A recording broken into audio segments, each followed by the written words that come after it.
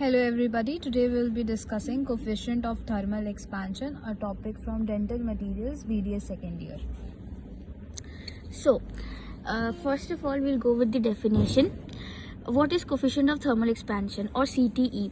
So, change in length per unit length of material for a change of 1 degree Celsius temperature or per degree Celsius temperature is known as coefficient of thermal expansion. Its unit is ppm per Kelvin. Now its uses in dentistry.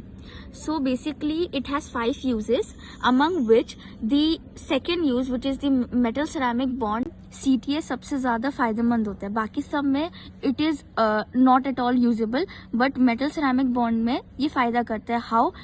क्योंकि porcelain का CTE ज़्यादा होता है तो वो contract करता है और मेटल को अपनी तरफ खींचता है, और यहाँ पे हमारा कंप्रेसिव रेसिडुअल स्ट्रेस होता है, वो लगता है सिरेमिक पे, और ये one of the method of strengthening होता है सिरेमिक का.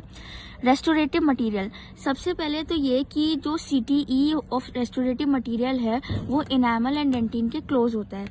So greater the difference, high chance of micro leakage. What is micro leakage? So when ever the restorative material shrinks, एक छोटा सा स्पेस रह जाता है या गैप रह जाता है उसके बीच में, जिसकी वजह से तुम्हारा माइक्रो लीकेज होता है. और अगर वही रेस्टोरेटिव मटेरियल एक्सपैंड कर जाएगा तो उसकी वजह से सेंसिटिविटी होती है या पेन होगा पेशेंट को. फिर इनले वैक्स का CTE सबसे ज़्यादा होता है और वो हाईली ससेप्टेबल टू टेम्परेचर होता है. It is directly proportional to wax distortion. So जितना क्योंकि इनले वैक्स से ज़्यादा होता है तो वैक्स डिस्टॉर्ट हो जाता है बहुत जल्दी. इवन इफ़ अगर हम अपने हाथ से उसे मैनिपुलेट कर रहे हो तब भी वैक्स डिस्टॉर्ट हो जाएगा.